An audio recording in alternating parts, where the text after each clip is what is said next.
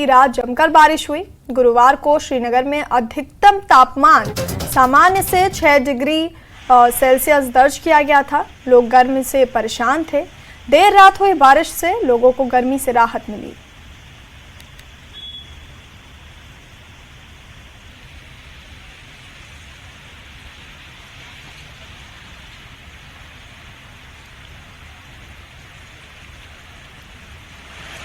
तो श्रीनगर में बीती रात जमकर बारिश हुई। गुरुवार को श्रीनगर में अधिकतम तापमान 6 डिग्री सेल्सियस से ज़्यादा दर्ज किया गया था। लोग गर्मी से परेशान थे, लेकिन देर रात हुई बारिश से लोगों को गर्मी से राहत मिली।